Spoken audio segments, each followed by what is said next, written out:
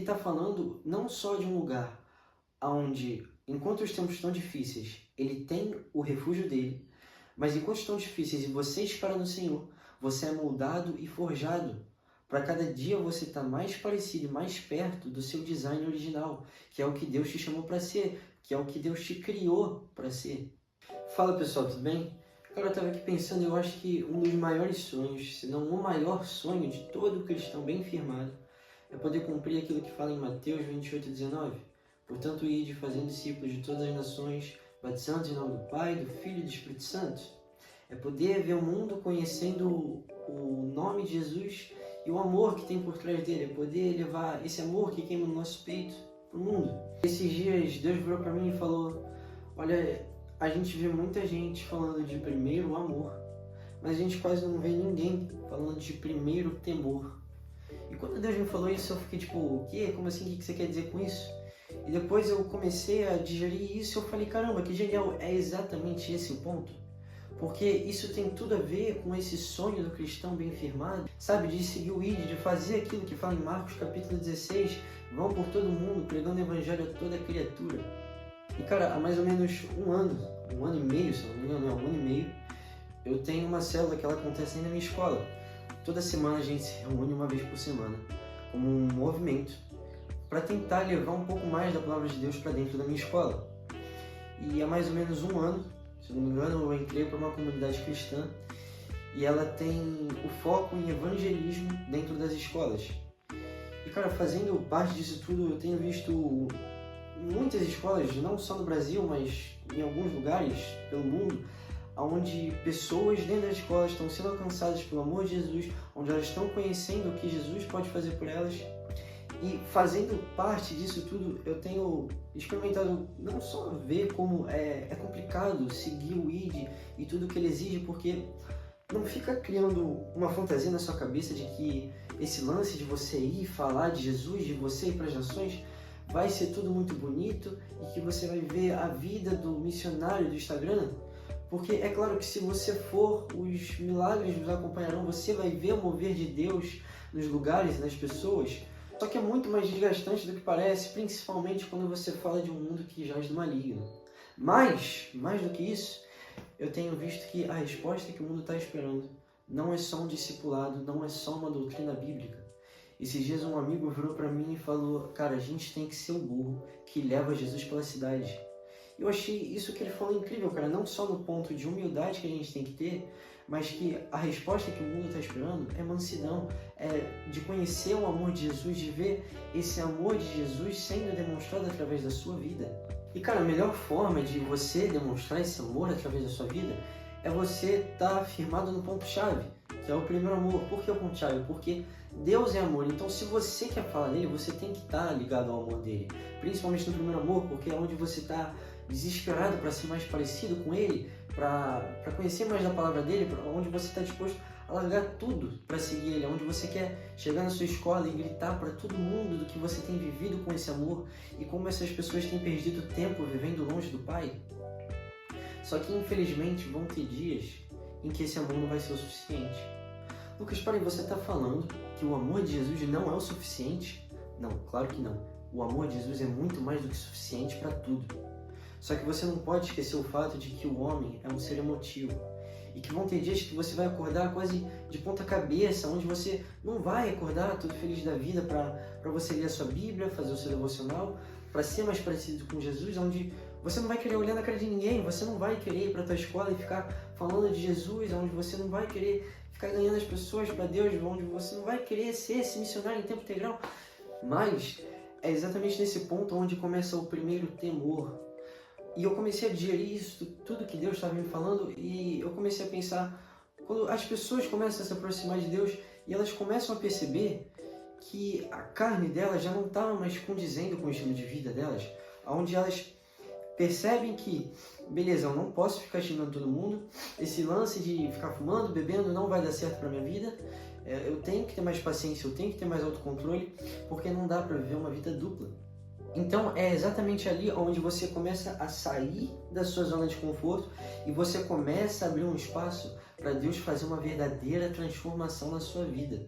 Porque é só quando você para de andar pelos seus sentimentos, quando você para de andar pela sua carne, que você começa a ser verdadeiramente moldado e levado para o deserto, onde você é verdadeiramente confrontado por Deus.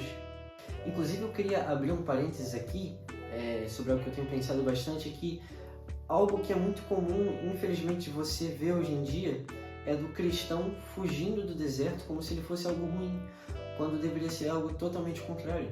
Cara, em Hebreus, capítulo 12, versículo 6, fala que Deus disciplina todo aquele que ama e castiga todo aquele que aceita como filho.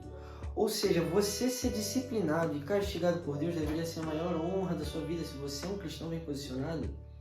Só que, claro, mesmo assim é muito difícil você deixar a sua zona de conforto, porque é a sua zona de conforto. Tem uma expressão, ela é bem conhecida, ela foi criada por um sheik, você provavelmente já ouviu essa expressão, e ela fala que tempos difíceis geram homens fortes geram tempos fáceis, tempos fáceis geram homens fracos, e homens fracos geram tempos difíceis. Como assim? Cara, quando você está passando por tempos difíceis, você tem que fazer coisas difíceis, você precisa se esticar, você precisa se fortalecer. E conforme você vai se fortalecendo, você vai dominando o tempo que você vive, e aí você vai conseguindo facilitar as coisas. Só que conforme as coisas vão ficando mais fáceis para você, você começa a deixar de querer se fortalecer, de se esticar. Então, aquele espaço, aquele tempo onde você vive, ele vai começar a voltar a te dominar. E aí, só que aí você já vai estar fraco para vencer esse tempo. E aí os tempos vão ficar difíceis de novo. E eu queria usar aqui o exemplo de Davi com o seu filho Salomão, porque você pode ver em toda a jornada de Davi, ele sempre indo para a guerra, ele lutando, ele enfrentando todas as outras nações para conseguir cumprir a promessa que Deus tinha para ele, mesmo nos tempos difíceis. E aí você pode ver que quando chega Salomão, Davi já tinha facilitado muitas coisas para ele. E aí Salomão já não precisava mais se esforçar muito, porque as coisas já estavam muito mastigadas para ele. E cara, Salomão viveu uma vida ótima, mas mesmo assim ele não acabou bem, então não adiantou nada.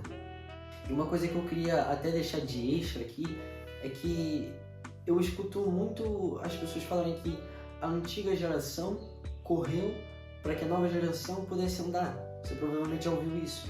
E esses dias eu estava refletindo sobre isso aqui, com um foco principalmente voltado para o corpo da igreja. Quando as pessoas falam que a antiga geração correu para que a nova pudesse andar. Cara, eu não quero aqui desmerecer o que a antiga geração fez, porque de fato eles facilitaram muitas coisas pra gente. Hoje a gente tem muita liberdade de sair na rua e começar a pregar o evangelho, de ganhar pessoas para Jesus. Mas a gente ainda vive num mundo que jaz do maligno. Jesus ainda não voltou.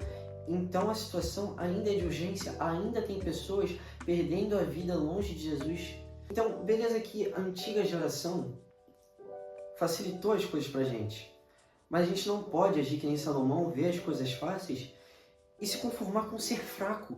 A gente precisa continuar buscando essas coisas difíceis até que o Senhor venha, porque ainda tem gente perdendo a vida. E cabe a nós buscar isso por Ele. Porque em Atos 1:8 não fala: e receberão o poder do alto quando o Espírito Santo vier sobre vocês e serão os mais mimados, os mais facilitados. Não, ele fala: e receberão o poder do alto quando o Espírito Santo vier sobre vocês e serão minhas testemunhas em Jerusalém, em toda a Judéia e Samaria e até os confins da terra. Então ainda não é tempo de a gente abaixar a cabeça e se conformar com o fácil. E voltando aqui para esse exemplo de Davi e Salomão, cara, olha a importância do deserto para o cristão, de você estar na guerra sendo moldado e forjado. No livro de Salmos, capítulo 55, versículo 7, Davi diz: sim, eu fugiria para bem longe e no deserto eu teria o meu abrigo. E olha que precioso o jeito que Davi está se referindo ao deserto, porque ele está falando não só de um lugar onde, enquanto os tempos estão difíceis, ele tem o refúgio dele, mas enquanto estão difíceis e você espera no Senhor, você é moldado e forjado. Para cada dia você estar mais parecido e mais perto do seu design original, que é o que Deus te chamou para ser, que é o que Deus te criou para ser. E o que eu quero dizer com tudo isso aqui é que é de extrema importância o primeiro amor na sua vida, porque ele é a base. Como Deus é o amor, ele tem que ser a base para todas as coisas, então você deve exigir sobre esse primeiro amor. Mas o que vai te sustentar no dia em que você acordar não querendo nada, quando os teus desejos estiverem falando mais alto do que a tua missão? O que vai ser aquilo que te impulsiona? O que vai ser aquilo que te levanta quando você tiver com vontade de desistir? Porque a verdade é que a gente tem que parar de andar sobre aquilo que a gente sente, sobre os nossos sentimentos, e começar a andar sobre aquilo que a gente acredita, que é a verdade revelada do Pai através do Filho, que é Jesus Cristo, que é a vida eterna e o sustento para toda a eternidade. E cara, o que eu tinha para falar é isso, para de andar sobre aquilo que você sente, porque isso aqui não é um lugar confortável para você fazer só o que te deixa bem. Isso aqui é a missão que Deus deixou pra gente, com todo o teu amor e a tua grandeza. Então, eu queria até falar se esse vídeo fez alguma diferença na sua vida, sabe? Comenta, compartilha, faz o que você quiser, só não deixe isso parado, porque eu acho que o principal foco que a gente tem que ter aqui é a gente conseguir crescer junto no reino, para conseguir ver essa missão sendo verdadeiramente feita do jeito certo que Deus espera da gente. Cara, é isso. Que Deus te abençoe. Uma ótima semana para todos vocês e um abraço.